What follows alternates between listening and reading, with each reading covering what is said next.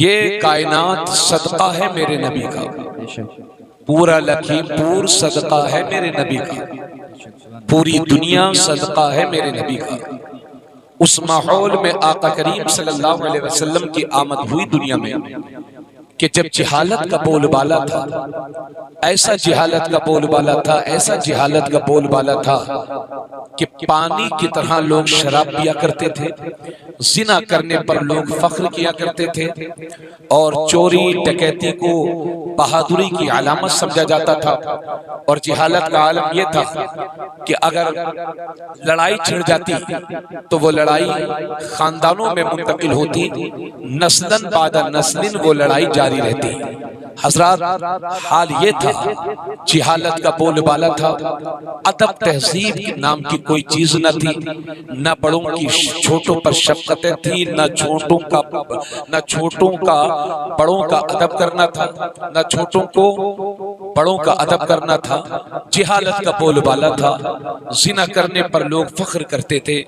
अगर किसी के घर में लड़की पैदा हो जाती थी, अगर किसी के घर में लड़की पैदा हो जाती थी तो जैसे आज हमारे यहाँ किसी का इंतकाल हो जाता है तो खानदान वाले, दोस्त, अहबाब, पड़ोसी हमारे घर आते हैं और कहते हैं भाई सब्र करो, सब्र करो, सब्र करो। उस दौर में अगर किसी के घर लड़की पैदा हो जाती थी तो उसके दोस्त आते थे और कहते थे भाई सब्र करो, सब्र करो, सब्र करो। तो वो नादान कहता था तुम कैसे सब्र की बात करते हो, इस मनहूसा ने पैदा होकर के मेरी इज्जत पर दाग लगा दिया है, मैं जब तक इसको जिंदा दफन नहीं कर दूंगा चैन की सांस नहीं लूंगा। हजरात, हजारों नहीं बल्कि लाखों बेटियों को जिंदा दफन किया गया। आलम यह था कि लोग अपनी नन्ही मुन्नी बेटी को ले जाया करते। हमने तो तारीख में यहां तक पढ़ा है कि अगर के बाप अपनी छोटी सी बेटी को कब्र पर एक जगह ले जाता, गड्ढा खुदवाता, कब्र की तरह गड्ढा खोदता, और जब बाप खोदते खोदते पसीने से शराबोर हो जाता तो छोटी बच्ची भी अपने बाप के साथ लग जाया करती थी और वो भी नन्हे मुन्ने हाथों से उस गड्ढे को खुदवाया करती थी ताकि मेरे बाप का काम आसान हो जाए। लेकिन उस बेचारी को क्या मालूम था ये गड्ढा मेरे ही लिए तैयार किया जा रहा था। लाखों बेटियों को जिंदा दफन कर दिया गया। यही वजह है कि जिस साल पैगंबर इस्लाम दुनिया में तशरीफ लाए, अल्लाह ने दुनिया की सारी औरतों को हुक्म दे दिया कि लड़की नहीं जन्ना है, जो जो औरतें हमल से हैं सबको लड़के ही लड़के पैदा करना है। अल्लाह के फजल करम से पूरे साल पूरी दुनिया में लड़के ही लड़के पैदा होते रहे, किसी भी घर में लड़की पैदा नहीं हुई। कहीं ऐसा न हो कि उस साल भी लड़की पैदा हो और उसको जिंदा दफन कर दिया जाए तो हुजूर की आमद के साल पर दाग लग जाए। और इतिहास पढ़ने वाले, इतिहास लिखने वाले जब इतिहास पढ़ें और इतिहास लिखें तो ये भी कहने पर मजबूर हो जाएं कि जिस साल रसूलुल्लाह सल्लल्लाहु अलैहि वसल्लम दुनिया में तशरीफ लाए थे उस साल भी बेटियों के कत्ल हुए थे, उस साल भी बेटियों को जिंदा दफन किया था, जिंदा दफन किया गया था, उस साल भी बेटियों के मर्डर हुए थे। इस दाग से बचाने के लिए अल्लाह ने उस पूरे साल में पूरी दुनिया में कहीं भी लड़के नहीं अता फरमाई, बल्कि महबूब की आमद की बरकत से सारी दुनिया को लड़के ही लड़के अता फरमाए। क्योंकि मेरे नबी की आमद से पहले लड़कियों को जिंदा दफन किया कर दिया जाता था। दूसरी तरफ हाल ये था कि अगर किसी के शोहर के इंतकाल हो जाता तो वो बिचारी औरत जो अपने सुहाग ही से महरूम हो चुकी थी, अरब की उस कौम का उस बेवा के साथ ऐसा सलूक होता था कि उस बिचारी बेवा को 1 साल के लिए काली कोठरी में बंद कर दिया जाता था। वो बाहर नहीं निकल सकती थी, वो बनाव सिंगार नहीं कर सकती थी, और अरब की गर्मी अल्लाह अल्लाह उसे मनहूस समझा जाता था और उसके मुंह पे कालक लगा करके मक्के की गलियों में घुमाया जाता था, अरब की गलियों में घुमाया जाता था। ये हाल था। बेवाओं की चीखें निकली, उनकी आत्माएं तड़पी, उनकी रूहें मचली, रो रो करके परवरदिगार आलम की बारगाह में अर्ज करती हैं, मौला करीम कब तक हम ज़हमतें बर्दाश्त करते रहेंगे, कब तक हमको काली कोठरियों में बंद किया जाता रहेगा, मौला करीम कब तक हमारे मुंहों को काला किया जाता रहेगा। दूसरी तरफ ये बेवाएं रो रो करके कह रही थी, परवरदिगार आलम कब तक हमको जलील किया जाता रहेगा। या अल्लाह ज़हमत बहुत हो गई है, अब तो कोई इज्जत देने वाला रसूल भेज दे। और छोटी छोटी बच्चियां रो रो करके कहती थी, मौला करीम कब तक हमको जिंदा दफन किया जाता रहेगा, कब तक बेटियां गड्ढों के हवाले होती रहेंगी, कब तक बेटियों को हकीर निगाहों से देखा जाता रहेगा।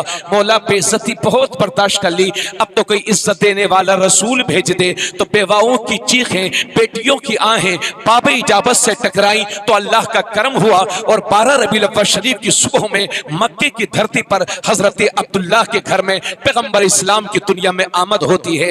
एक अरब ने आदमी का बोलबाला कर दिया, खाक के जर्रों ने हम दोषे, खाक के जर्रों को हम दोषे सुरैया कर दिया। खुद न थे जो राह पर औरों के हादी बन गए, क्या नजर थी जिसने मुर्दों को मसीहा कर दिया। बेशक सुभान अल्लाह, जिंदाबाद जिंदाबाद। मौजूद सामीन, मेरे नबी की आमद से पहले यह हाल था। क्यों भाई, आप लोग सुनने के मूड में नहीं है क्या? लग तो ऐसे ही रहा, 13 साल से बराबर जलसों में आना जाना होता है तो चेहरा देख के पढ़ लेते हैं कि क्या कैफियत है। तो थोड़ा सा सलीके से, मोहब्बतों के साथ, एहतराम के साथ तशरीफ रखें और ऐसा माहौल ना पैदा करें कि बस अब चलना है और 5 मिनट में चलना है और 10 मिनट में चलना है। चले जाइएगा, रोज तो सोते हैं। ये मुकद्दस लम्हे जिंदगी में बार बार आया नहीं करते, है ना। हाँ, हर इब्तिदा से पहले, हर इंतहा के बाद ज़ाते नबी बुलंद है, ज़ाते खुदा के बाद दुनिया में एहतराम के काबिल हैं जितने लोग, मैं सबको मानता हूं मगर मुस्तफ़ा के बाद। थोड़ी सी आवाज बढ़ा दीजिए हजरात, जरा सहनों को करीब फरमाए। आका करीम सल्लल्लाहु अलैहि वसल्लम का जरा खानदान देखें। अल्लाह के नबी सल्लल्लाहु अलैहि वसल्लम इरशाद फरमाते हैं कि अल्लाह ने हजरत आदम अलैहिस्सलाम की औलाद में से अरब को चुना है और अरब में से मुदर को चुना है और मुदर की औलाद से कुरैश को चुना है और कुरैश की औलाद से हाशिम को चुना है और हाशिम की औलाद से मुझे चुना है। मैं सबसे आली नस्ब हूं, सबसे आला खानदान का हूं। सुभान अल्लाह, यह है मेरे नबी का खानदान। अगर आप इनके अशद रजा के खानदान की बात करोगे तो 2-4 बुजुर्गों के नाम इन्हें याद होंगे। अगर मेरे खानदान की आप बात करेंगे तो मैं अपने वालिद का नाम गिना सकता हूँ, दादा का नाम गिना सकता हूँ, परदादा का नाम गिना सकता हूँ, उनके वालिद का नाम गिना सकता हूँ। यानी मेरे आबा उस्ताद में लास्ट नाम मरहूम अब्दुल्ला है, जिनका नाम मुझे याद है। उनके बाद मेरे खानदान में कौन लोग थे, गारंटी के साथ मैं नहीं कह सकता कि सब खुदा परस्त ही थे, मैं गारंटी के साथ नहीं कह सकता।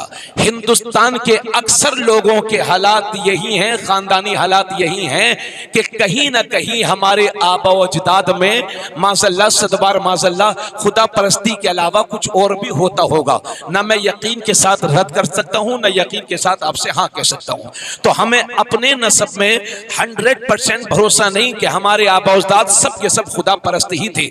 लेकिन वल्लाह, जश्न ईद मिलादुन नबी में मैं आज अल्लाह की कसम लेकर के आपके सामने कहना चाहता हूं, मेरे नबी के वालिद हजरत अब्दुल्ला से लेकर के हजरत आदम अलैहिस्सलाम तक मेरे नबी के आबा अजदाद में कोई भी शख्स बुत परस्त नहीं था, सब के सब खुदा परस्त थे। जिंदाबाद जिंदाबाद, नारे तकबीर, नारे रिसालत, मसलके आला हजरत, मसलके आला हजरत, नारे तकबीर, नारे रिसालत।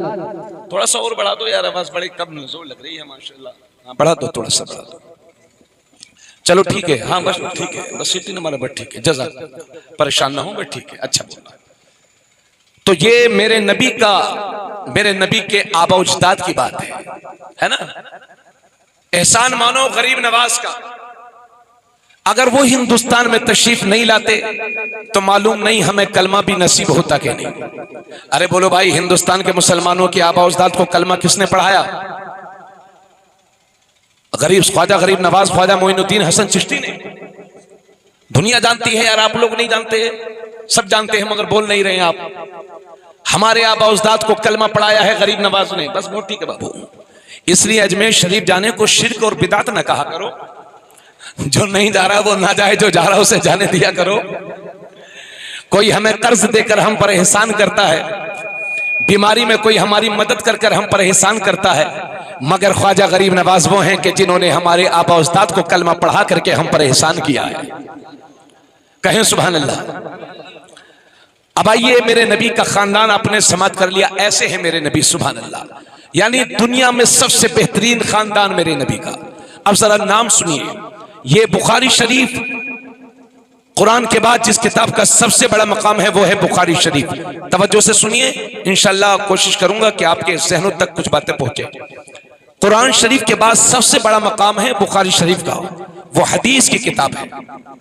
उसी बुखारी शरीफ किताब मनाकिबिल अंसार बाबू मबासिन नबी में है अपने नबी का शजरे नसब जो बुखारी शरीफ में है, यानी मेरे नबी के आबा उस्ताद का नाम मैं आप हजरात को सुना रहा हूं। मेरे नबी का नाम है मोहम्मद सल्लल्लाहु अलैहि वसल्लम। अरे चूम लीजिए, चूम लीजिए, यही तो एक नाम ऐसा है जो चूमे जाने के काबिल है। बोलो भाई बोलो। और चूमना शिर्क नहीं है, वरना मसाइल पैदा हो जाएंगे। कहिए ला इलाहा इल्लल्लाह मुहम्मदुर रसूलुल्लाह सल्लल्लाहु अलैहि वसल्लम। तो हमारे आका करीम सल्लल्लाहु अलैहि वसल्लम का नाम आपने सुन लिया।